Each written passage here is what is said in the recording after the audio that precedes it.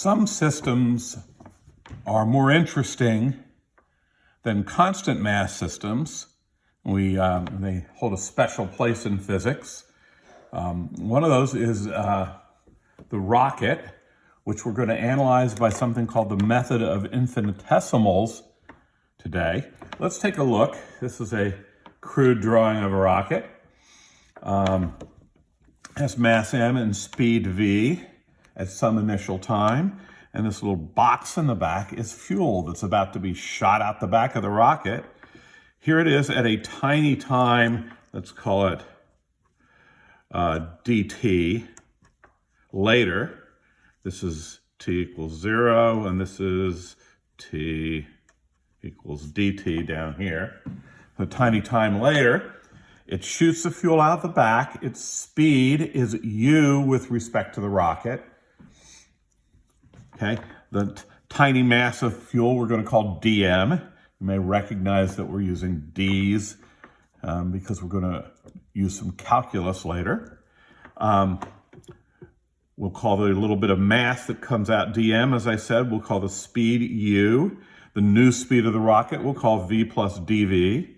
So the rocket now has forward speed v plus dv, mass m minus dm. The fuel itself has mass dm, and it's coming out the back at v plus dv minus u. It's actually v plus some fraction of dv minus u, but you'll see later that fraction isn't important because of what happens to that term in the infinitesimal analysis. And we're going to analyze this by looking at the momentum. There's no external impulse on our rocket. The time is very short, so it satisfies both criteria of the impulse approximation, meaning momentum is conserved. So let's take a look at this algebraically.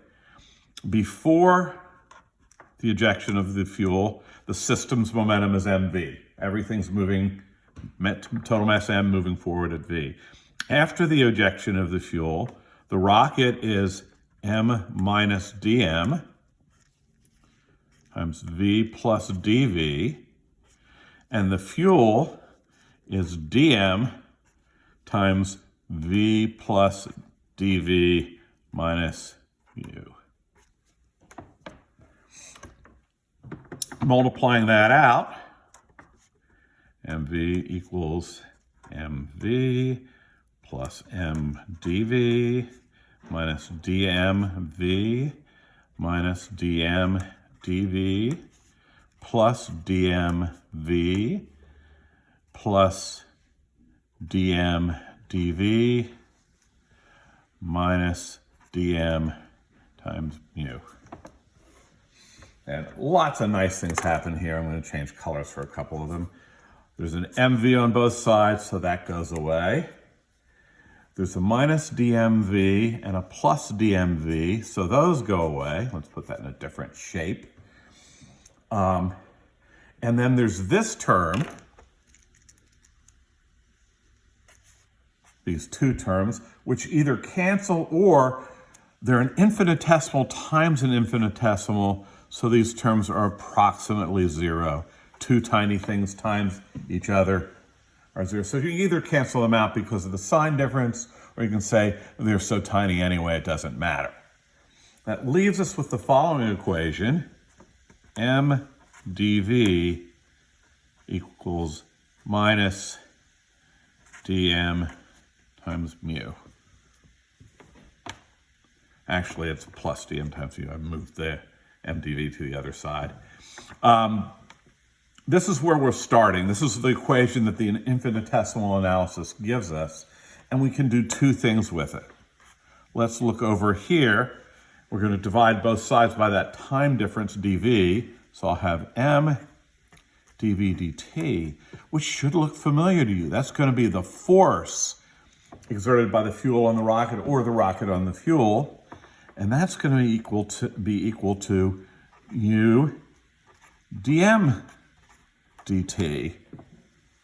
But dm dt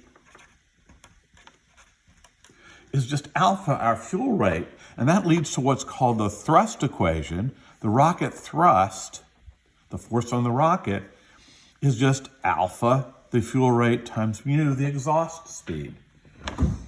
These are both controlled by the design of the propellant and the nozzle on the back of the rocket.